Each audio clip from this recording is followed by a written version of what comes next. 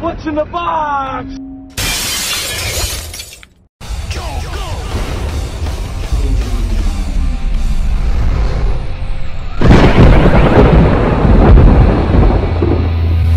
Well, ghouls and ghoulettes, Halloween is just around the corner, and for our final excursion into the world of Universal monsters, we pay tribute to the fine men who hunt these monsters down movie after movie. Namely, the most famous of them all, Abraham Van Helsing, the Dutch doctor who makes sure Count Dracula stays in his coffin.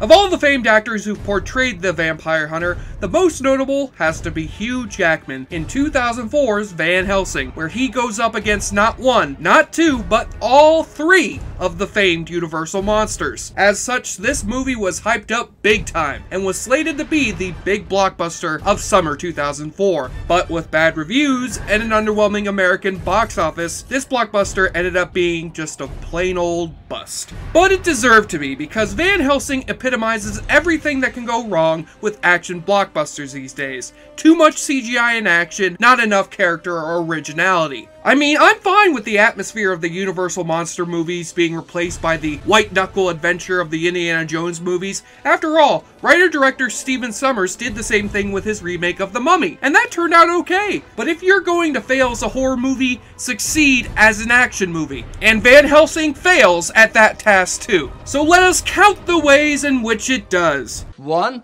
2, no, you know what I 4. meant! Let's first focus on our title hero, Van Helsing, played by Hugh Jackman, who has changed from an elderly Dutch professor named Abraham to a hunky kicker of monster ass named Gabriel. In his first attempt at a non-X-Men franchise, Hugh ends up with a character who has more than a passing resemblance to Wolverine. He's a loner, he works with a secret society, he doesn't know what happened in his past. All that's missing is a personality or a reason to like him. However, he does have Kate Beckinsale, playing one of a family of monster hunters which has been after Dracula for centuries, and the eye patch guy from 300 as his right-hand comic relief that provides him with weapons and provides us with several reasons to want to kick him in the teeth.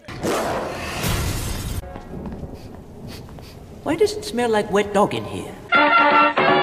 Fuck you! And of course, what else would Van Helsing be doing other than hunting the dastardly Count Dracula?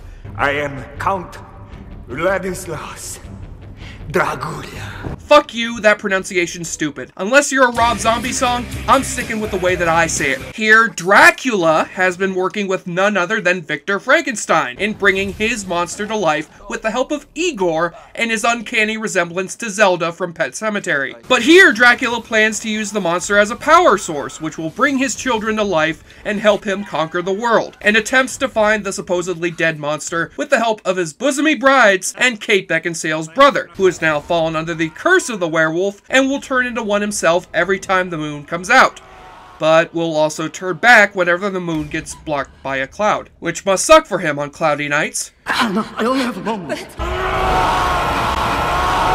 I know Dracula's secret. So, yep, this movie's pretty shitty and melodramatic in the plot department. But thanks to the disadvantages of numerous plot holes and god-awful CGI, it manages to be even shittier. Seriously, this is some of the worst CGI I've ever seen in a major theatrical release. I don't believe in anything going on screen. Just stick the sci-fi logo on the screen and you won't even tell the difference between this and a higher budgeted Asylum movie. And I'm pretty forgiving when it comes to certain aspects of a plot not making sense, but it's hard to forgive them when they're so blatantly obvious. What it does is to create a light source equal to the intensity of the sun. Well, this will come in handy how?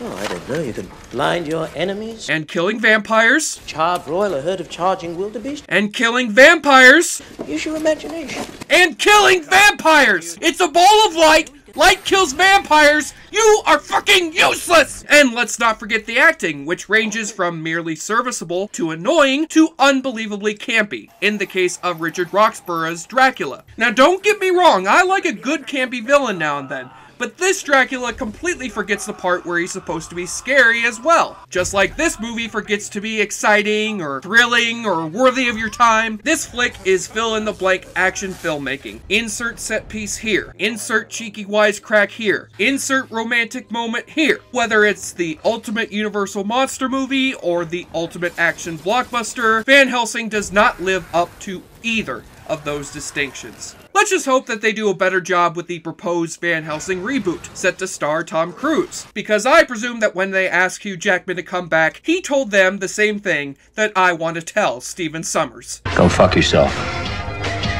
Now when you go trick-or-treating this week, make sure you ring the doorbells of your local alcoholics so that you can come home and use your stash to bite into the awfully good drinking game! Take a shot or drink every time Hugh Jackman's accent changes. So you're sending me into hell? It's just after that your father went missing. It's a bit of both, I think. Dracula's brides cackle like Witch Hazel from Looney Tunes. Someone says Van Helsing. Van Helsing. Van Helsing. Van Helsing! Fine, we will also accept Van Helsing. Van Helsing! Dracula transforms into a bat monster, and inexplicably gets to keep his Nick Cave haircut when he does it. And take a double shot when we get the obligatory Kate Beckinsale butt shot. Good stuff. And on the nudity watch, I would say that the copious amounts of cleavage and near boobage from the vampire brides are great, but no, I'm gonna stick with my normal dose of Halloween boobage. Sarah Jessica Parker in Hocus Pocus. Again, good stuff. On the enjoyableness continuum scale from Boulder Bruce, Van Helsing manages to be slightly worse than getting a rock in your trick-or-treat bag, and drives its stake into a 3 out of 10. Sadly, this is only the second most embarrassing thing Hugh Jackman has on his resume. Kids can be mean. They used to call me Frankenstein. I'm Jesse Shade, wishing you, from all of us here at JoBlo.com, the happiest of Halloweens. And for all my spooky friends out there, here's one last Halloween tweet for the road. Let's all do the Monster Mash! Wait, what's that? We can't afford the rights? Well, this month was called the October Monster Mash, so what the fuck do we do for a big finale?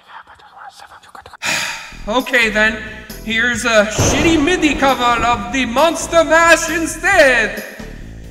Bye!